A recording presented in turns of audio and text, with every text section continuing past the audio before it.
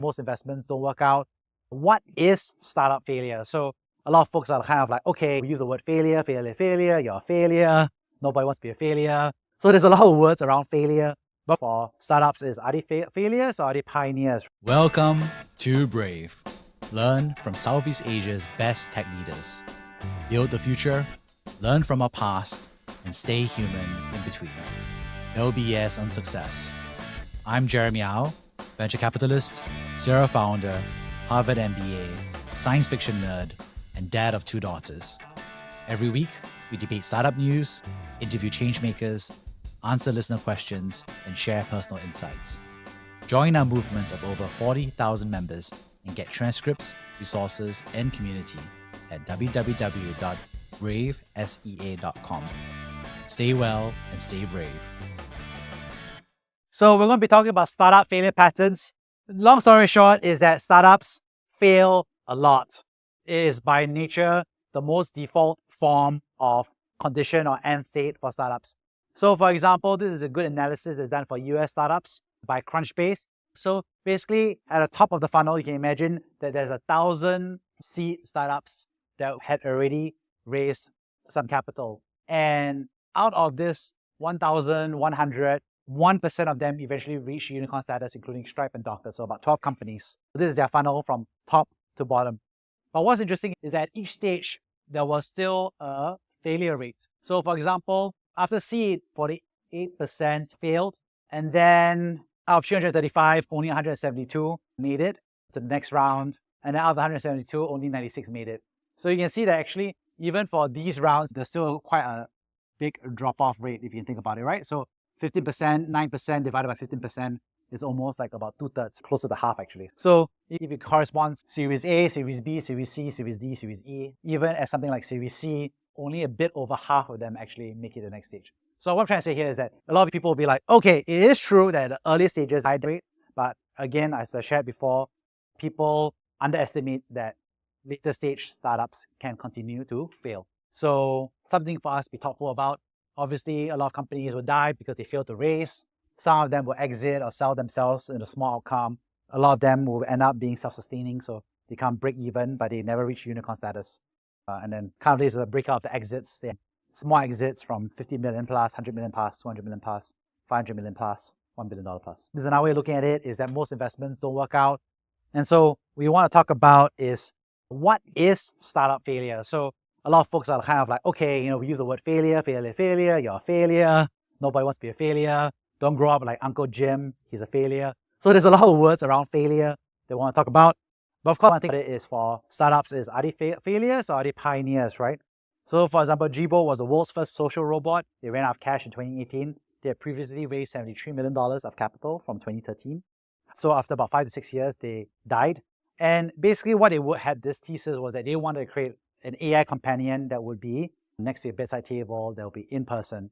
And obviously, they learned a couple things. One was that during engineering, they learned that the hardware would be more expensive. For example, they found out that although camera sensors were relatively cheap at that time, the grade of cameras that they needed to have in a domestic housing environment, which can be quite dark from time to time, needed to be better than what they had thought it was going to be. So hardware is going to be more expensive. They also had to engineer middleware. Just because you have a camera sensor means that the camera can understand what a human face is. So they had to re-engineer middleware to make those cameras able to explain what a human face is saying and so on and so forth. Of course, they had bad luck. The CEO was diagnosed with leukemia. The CTO stepped up for a year as interim CEO. And then out of the blue, Amazon Echo launched. Amazon Echo launched with no camera, just the microphone. So a much simpler version, kind of similar to how the USB thumb drive was invented by the Singaporean. There's a simpler version of the MP3 players that he was working on. So a simpler, streamlined version of that product became normal. And if you think about it, it's kind of crazy, but like I shared before, my 4-year-old and 2-year-old now know how to speak to their smart assistant to ask, hey Google, can you play Wheels on a Bus? But what's interesting, of course, is 2023, we now back to AI-powered social robots. The digital companions have come back. We also saw Elon Musk release these humanoid robots. A lot of them were teleoperated. But again, it's the same thing, right? Trying to make a robot become your friend, right? So was Jibo failure pioneer? It's hard to tell. But I think for the purposes of what we are talking about today, We want to define failure as the startup failed if the early investors did not or never will get back more money than they put in. Some people will be like, wow, that's a pretty chill statement. Some people will be like, okay, that's actually quite an aggressive statement. But what I'm trying to say here is that we're looking at this from a financial perspective, financial return perspective. Because again, we are looking at this class from the perspective of venture capital. We make money when there is a return on investment and the cash is paid back to us eventually. It could be a smart bet that never paid off. It could have been a pioneer for the new world that led the way. It could have generated new alumni that went on to build bigger and better things. Those are all positive externalities that society and governments benefit from, which is why governments often subsidize VC and venture capital in emerging markets and developed markets as well. But I guess from our perspective, from a VC perspective, is you don't get paid for those things. You get paid if you make money from the investment. And so the reason why it's difficult to understand startups' failures objectively is because of three pieces. First of all is single cause fallacy. What it means by that is startups often fail due to multiple factors. We as humans like to say the CEO sucked, government killed it. Like we want to kind of like simplify it to a simple reason, like one single reason. So it's not very interesting to read this multifactorial analysis of all the multiple reasons why the company failed. So we tend to oversimplify for that. Number two is fundamental attribution error. So when we observe others, we tend to say, is their personality, their skills, their diligence. If he fails, we say he failed because he sucked, not because the environment sucked. Now, if I fail, I tend to say I didn't suck. I say the environment sucked. So people have this kind of like, now we're saying this, judge others for their actions, judge myself for my intentions. But basically, humans tend to have biases about how you evaluate yourself versus evaluate other people. And then when it does fail, it takes time for that failure to happen. The investors, the teammates, the media often blame the founder. Often the founder often blames external circumstances or parties. And when they're busy accusing each other, it's actually quite hard for us because they're all pointing fingers at each other. Obviously, the media is going to write different stories. And the same failure can be written 5 or 10 different times depending on whose perspective you look at. So what I'm trying to say here is that people try to oversimplify. People tend to like not weight personal factors versus environmental factors well. And lastly is everybody's pointing at each other. It takes time for us to process and understand the failure because it requires people to be honest or it requires a court case to bring all the facts to life. So there are 6 common types of startup failure. Good idea, Bedfellows. The second is called false starts. The third is false positives. The fourth is speed trap. The fifth is help wanted. And the sixth is cascading miracles. So this comes from a book from Tom Eisenman. He is a Harvard Business School professor who's done this analysis. For good idea, Bedfellows, what that means is that this roughly corresponds to the timeline or chronology of the startup over time. So for a good idea and Bedfellows, it's quite simple. It's a decent idea, but the team was not a good fit. Now, the most obvious version of that would be the 2 co-founders are not a good fit for each other. And they compete and they cannot collaborate and they break up. So there's one common version of that. There are different versions of that. It could be a function of unclear who is the boss. They are co-CEOs, for example. There could also be a lack of flexibility, initiative. Maybe they were looking for investors, but the investors did not bring the expertise they wanted. They may have wrong partnerships. But basically, the team that came together across the founders, the employees, the strategic partners, and investors never made it. For example, this is a company called Quincy Apparel. This was founded by 2 Harvard MBA folks, and they basically wanted to create a direct-to-consumer female fashion brand. So today, Love Bonito would be a good example of a company that successfully made it in Southeast Asia, but this was very much at that time, there were other startups that were also building direct-to-consumer. So they were basically trying to be the bonobos, but for female work fashion. Other companies did succeed in that space, and if you read the book, they talk about multiple reasons for failure, but one interesting part was the 2 co-founders never agreed on who was CEO. I think that's the problem of having 2 Harvard MBAs to be co-founders is they can't decide who's the CEO.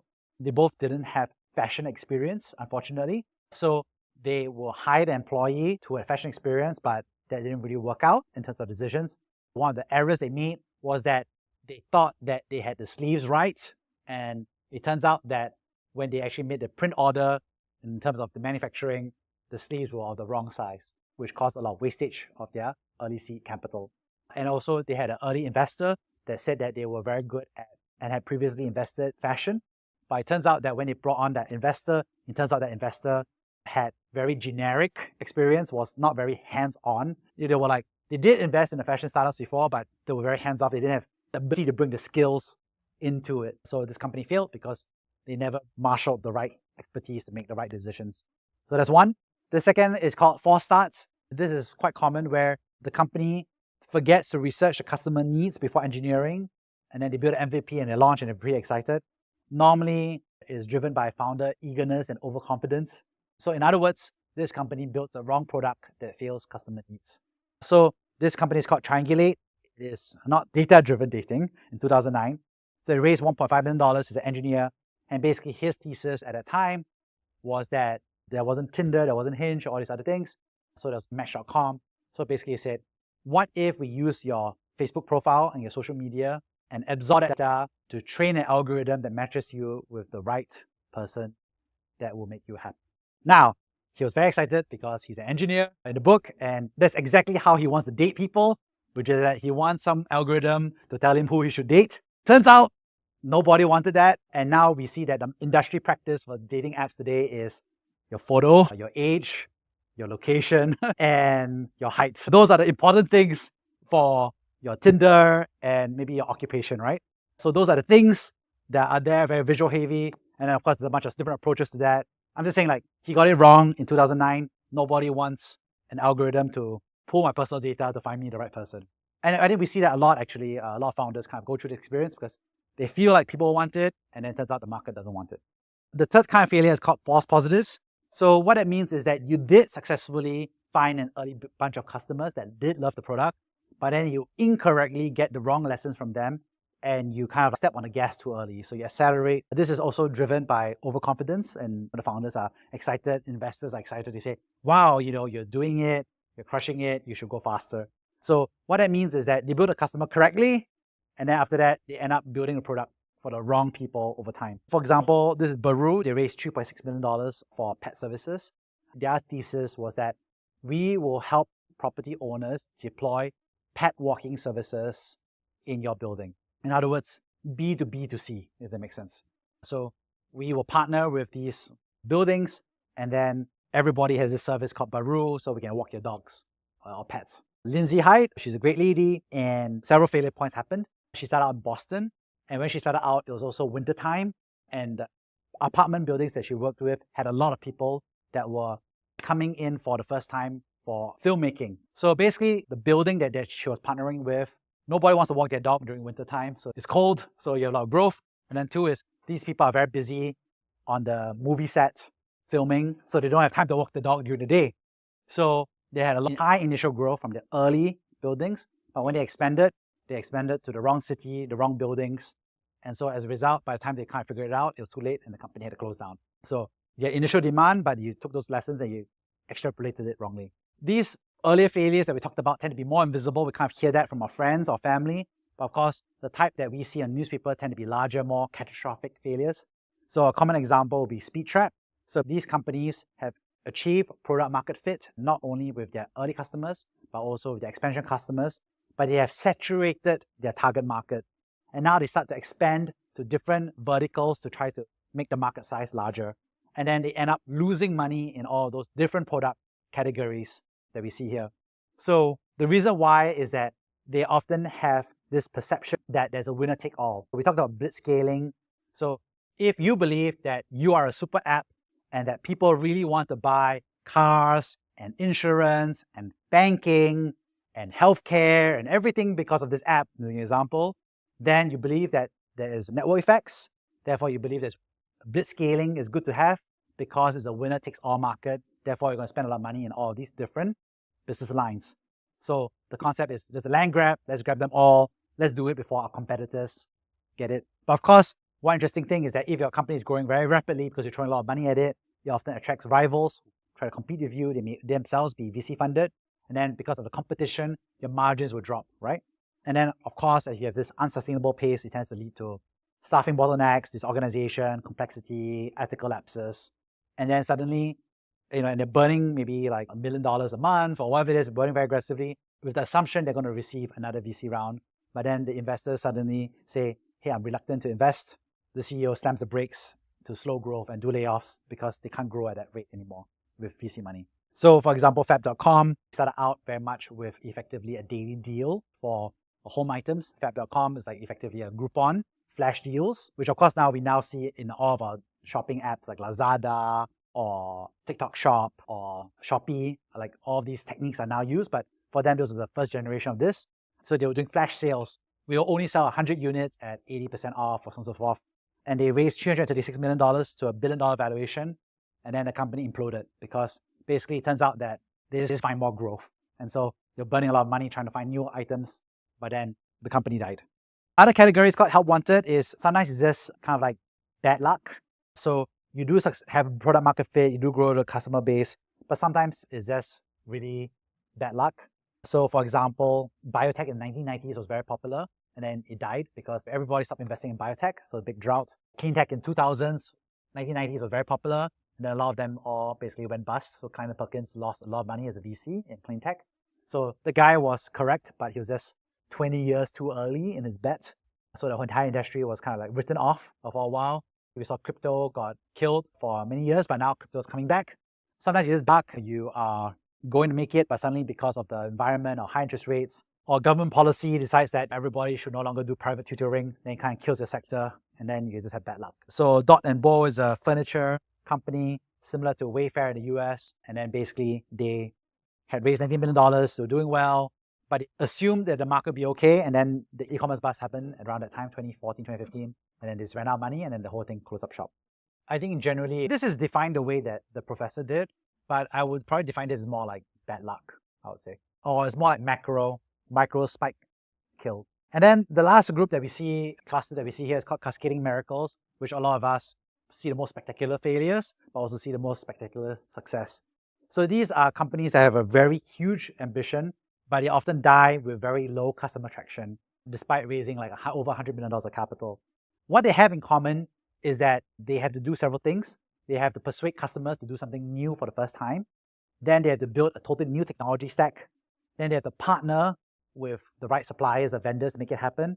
And then they have to secure a regulatory partner to make it happen. And they also have to raise a lot of money. So any of these things can kill the entire company. So obviously, the legendary wins that we saw is Iridium, but of course they did it very, very early, around the 2000s. And basically they died because the technology was too expensive. Customers never got on board with it. So eventually Iridium was acquired by the US government. So the US government said, actually this technology is very helpful. And so the satellites are still in play and they're run by the US government. It was a legendary flop because they raised hundreds of millions of dollars and then they died. The opposite of that is that SpaceX made it, which is the exact same play, which is they made a belief that can I convert everybody to use Starlink satellite dishes?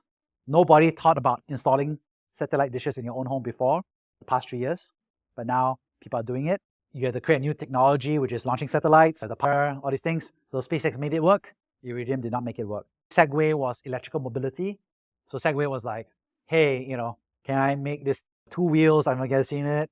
And then can I drive it? And then blah, blah, blah. That didn't work out. They raised hundreds of millions of dollars. They never became a success. But, Tesla made it work, which is actually the same technology stack, which was batteries, vehicles, gyroscope. So electrical mobility, it just happened about 10 years later down the road in a different format of it. We saw Webvan. Webvan was back in the 2000s, died during the dot-com crash.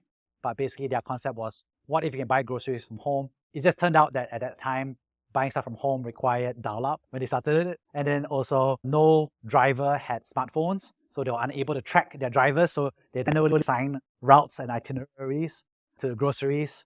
And obviously the inventory and stock taking was way too expensive because all was being done manually. It was just way too early. And FedEx made it work. And of course, the famous story for FedEx is he almost ran out of money and then he went to gamble and then he was able to double his money and survive as a company. And now FedEx is successful today. But at that time when he set up FedEx, he wanted to create this idea of a global or a pan-American network of delivery. And everybody thought it was crazy because at that time, it was inconceivable that people would want to send a package to the other side of the country within 1 to 2 days. So Better Place is a good example. Better Place in 2007, they raised $850 million to build battery swap network. So basically the concept was that electric vehicles is a no-brainer.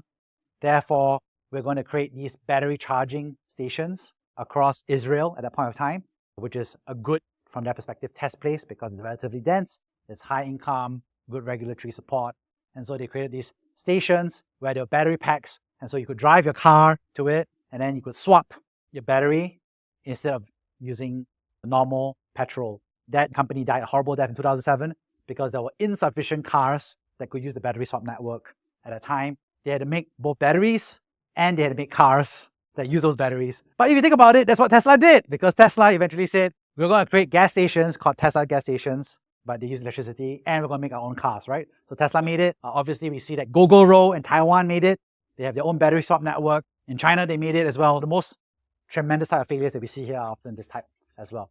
So after failure, founders can make a decision about what they do. So for example, Lindsay Hyde, she was the founder for Baru earlier. She is now a professor at Harvard teaching about entrepreneurial failure and how people can avoid that and so forth. So you can move on with your life. You also see that founders often do rebound, revenge, and rebirth startups.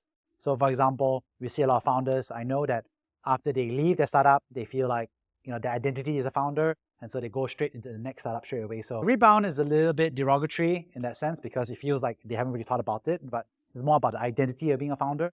So you see that these founders often go through a lot of product market fit conversations after that. Revenge founders after a founder failure. So for example, we saw that Parker Conrad, he set up Zenefits, which sold to HR officers, and that became $1 billion company.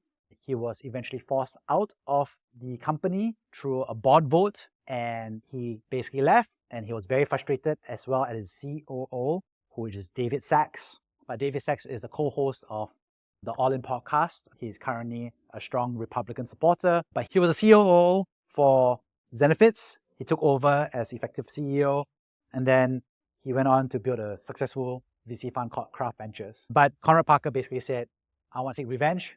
So he went back to Y Combinator.